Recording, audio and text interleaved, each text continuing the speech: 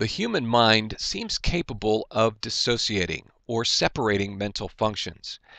To help you relate and understand this idea, let's say you start thinking intensively about a problem while you're out jogging. Then you realize you ran a mile without awareness of your surroundings. Or have you ever missed part of a conversation? Well, this splitting off of awareness will give you a sense of what is meant by dissociation. Over 100 years ago, French psychiatrist Pierre Janet created the term dissociation to describe a state of mind in which different aspects of identity become separated. Consciousness is split, making some parts of memory and personality unavailable to other parts. This is a dramatic phenomenon, and it has fascinated the public as seen in the popularity of the movies The Three Faces of Eve, starring Joanne Woodward, and later the book and subsequent movie about Sybil. I remember one scene in The Three Faces of Eve where the main character discovered all of these fancy, extravagant clothes in her closet, and she didn't remember buying them. Sybil was a very popular movie based on a case history which was later found to be not true. There have been books, movies, and TV shows about dissociative disorders, which gives the impression that the disorders are common. However, many clinicians believe they are extremely rare. The types of dissociative disorders are dissociative amnesia, depersonalization derealization disorder, and dissociative identity disorder, which used to be called multiple personality disorder. In all of these disorders, people's conscious awareness and experiences of themselves becomes fragmented. They may lack awareness of core aspects of themselves, and they may experience amnesia for important events. Now, you need to be familiar with the different types of dissociative amnesia. Localized amnesia is a failure to recall events during specific periods of time.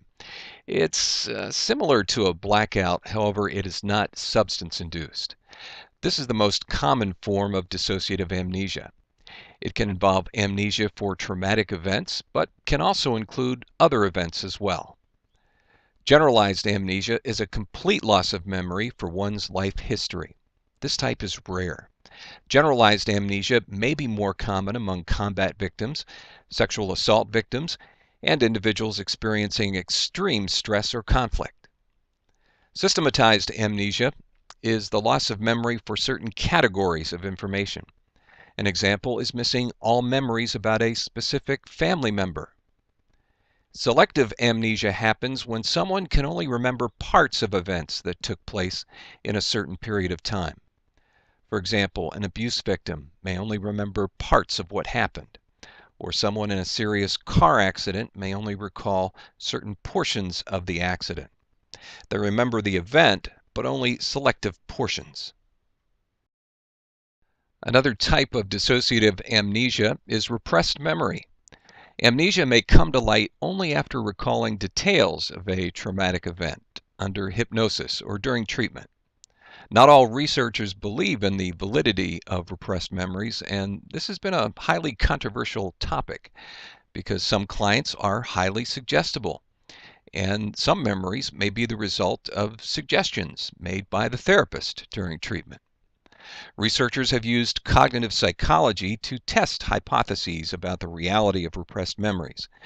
In a series of fascinating studies, it was found that individuals reporting repressed memories of either childhood sexual abuse or abduction by aliens have a greater tendency to form false memories during laboratory tasks.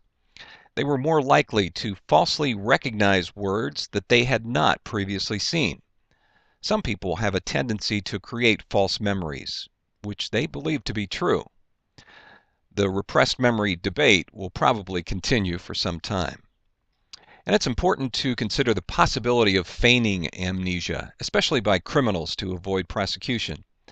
Amnesia is seen most often in homicide cases, with between 25 and 45% of persons arrested for homicide claiming to have amnesia. There's no clear-cut way to differentiate true amnesias from bogus ones. Neuroimaging may help to detect head injuries that lead to amnesia. Another type of dissociative amnesia is called dissociative fugue. and this is rare. It involves confusion over one's personal identity due to the complete loss of memory of one's entire life. An individual with a dissociative fugue suddenly and unexpectedly takes physical leave of his or her surroundings and sets off on a journey of some kind. These journeys can last for hours or even several days or months. Individuals experiencing a dissociative fugue have traveled over thousands of miles, and someone in a fugue state is unaware of or confused about his or her identity, and in some cases will assume a new identity, although this tends to be the exception.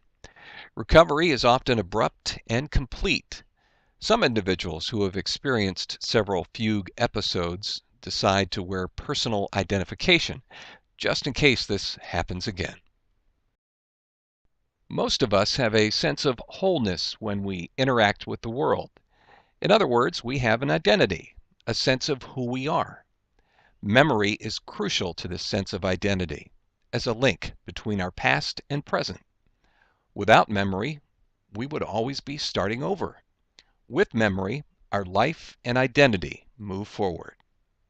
We've learned about several types of dissociative amnesia, and in order to make this diagnosis, we need to refer to the DSM-5 criteria. The main one is the inability to recall important autobiographical information, usually of a traumatic or stressful nature, that is more than just ordinary forgetting. Also, we need to have clinically significant distress or impairment. And first, we need to rule out substance use or other medical conditions and other mental disorders that provide a better explanation for the symptoms that we observe. Another dissociative disorder is depersonalization derealization disorder, and it's the most common dissociative disorder. It's characterized by feelings of unreality or being detached from oneself and the environment. The DSM-5 provides diagnostic guidelines. Of course, the symptoms cause significant impairment or distress, and there's the presence of persistent or recurrent experiences of depersonalization, derealization, or both. The first, depersonalization, is a detachment from oneself, and the second, derealization, is a detachment from the environment. During depersonalization or derealization, reality testing remains intact, and that means the person is connected to external reality. They're not psychotic. Their mental processes show a connection to the external world. They know what the weather's like, what day it is, and so on. Reality testing is a term that came from Freud. In this disorder, the clients recognize their experiences as symptoms, and they see a distinction between their internal world and external reality. Now, this is not a split from reality as in psychosis, but there is an uncomfortable separateness or unrealness. In depersonalization derealization disorder, the person's perception of the self or surroundings is disconcertingly and disruptively altered. The altered perceptions are usually triggered by stress. Unlike the other dissociative disorders, it involves no disturbance of memory. In depersonalization episodes, people rather suddenly lose their sense of self. This involves unusual sensory experiences. For example, their limbs may seem drastically changed in size, or their voices may sound strange to them. They may have the impression that they are outside of their bodies. They sometimes may feel mechanical, as though they and others are robots.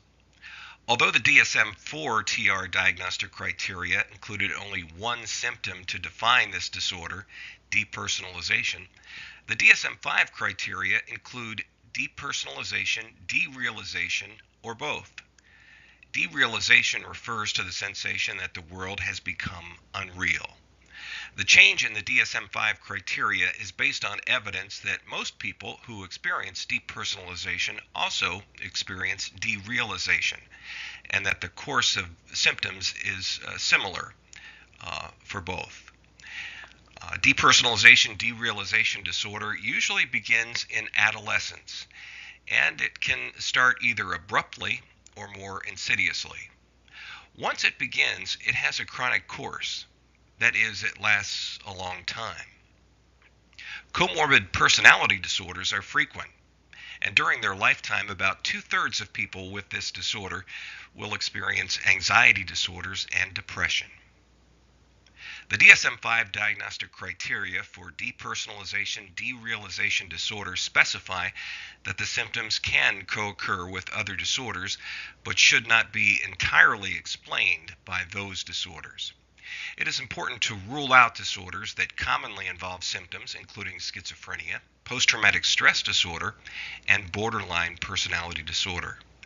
Depersonalization can also be triggered by hyperventilation, a common symptom of panic attacks. I think some description of the symptoms of this disorder would be helpful. Depersonalization is the condition in which people feel they are detached from their mental processes or from their body, as if they're outside observers of themselves. There's emotional or physical numbing, a distorted sense of time, or changes in perceptions. The subjective experiences may be described as feeling detached, feeling robotic, feeling as if you're in a fog, in a dream, or in a bubble. An altered sense of time is common, like time is going too fast or too slow. Remember, depersonalization is a detachment from oneself. Derealization is a condition where people feel a sense of unreality or detachment from their surroundings. It may feel dreamlike, foggy. Individuals and objects are experienced as unreal. The person may say they feel unfamiliar with the world, as if they're walking on another planet. Transient symptoms of depersonalization and derealization are actually common in the general population.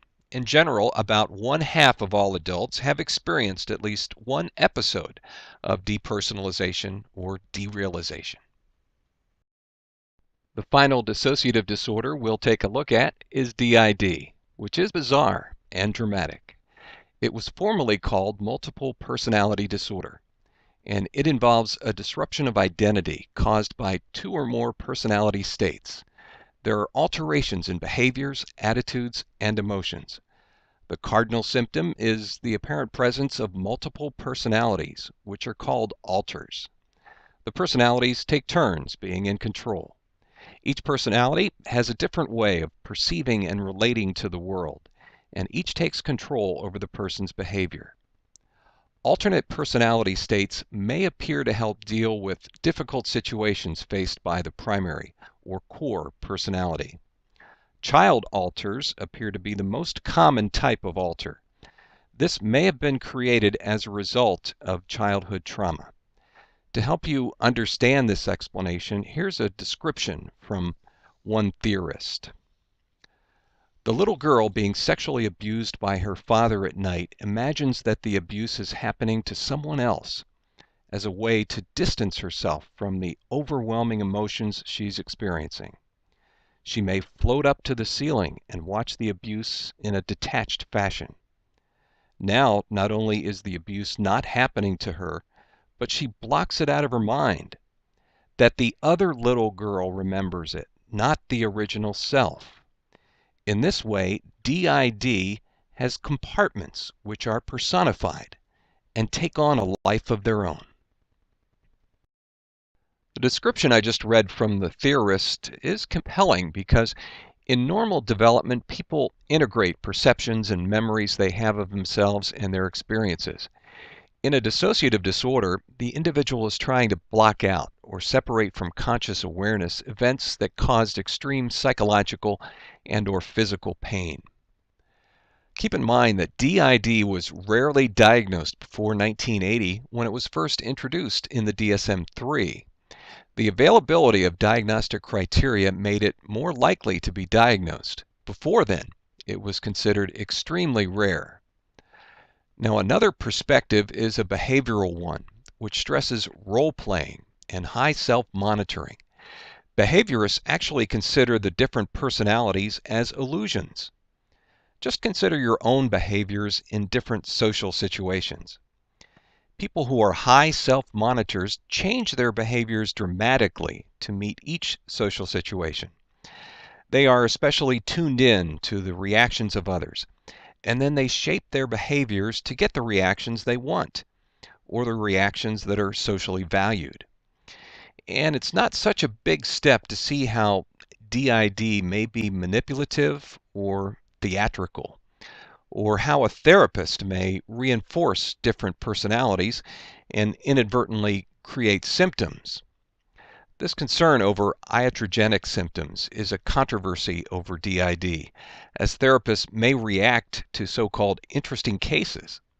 Therapists tend to spend more time thinking about these cases and pay more attention to subtle verbal and nonverbal messages in these clients. DID cases are intriguing, and there are puzzles that are hard to solve. Some therapists may inadvertently influence clients to exaggerate symptoms of a multiple personality. There's been considerable diagnostic controversy over dissociative disorders. Researchers say even though DID and dissociative amnesia attracted considerable attention for a period of time, these diagnoses no longer have the public's attention and are not widely accepted by the scientific community. They have fallen out of fashion. These disorders may result from the use of dissociation to cope with traumatic experiences. Therapists may take a psychodynamic perspective and often treat these disorders by helping people explore past experiences and feelings they have blocked from consciousness, and by supporting them as they develop more integrated experiences of self and more adaptive ways of coping with stress. Hypnosis is heavily used to contact alters. This has been controversial because hypnosis leaves people in a suggestible state. Temporary dissociative symptoms are actually common experiences during periods of stress, say after a natural disaster like a tornado or hurricane, for example, and they may be culturally acceptable. The DSM-5 describes symptoms that may be the result of a syndrome called ataque de nervios, which is a culturally accepted reaction to stress in some countries. It involves periods of loss of consciousness, convulsive movements, hyperactivity, and impulsive behavior. It's a sense of being out of control. People throw fits, if you will. The attacks seem to be a response to suffering, such as receiving the news of the death of a close relative. Repressed memories continue to be highly controversial. Studies have found that people can be made to believe certain events occurred, or they can be made to create false memories. Other studies found that repeatedly asking adults about childhood events that never really happened leads to 20 to 40% actually remembering and describing them in detail. Some court cases involving dissociative identity disorder have raised legal questions about the insanity defense. It has rarely been successful as a legal defense, but just consider the possibility that an individual may not be responsible for actions committed while one of the alter personalities is in control. Theoretically, it is possible for one alter to commit a crime while the other alters, or even the host, are not aware or in control. Obviously, convicting the alter means the host and all the other alters are put in prison. So, related to the insanity defense, is a person with dissociative identity disorder able to control his or her mind if part of the mind has split off and is acting independently?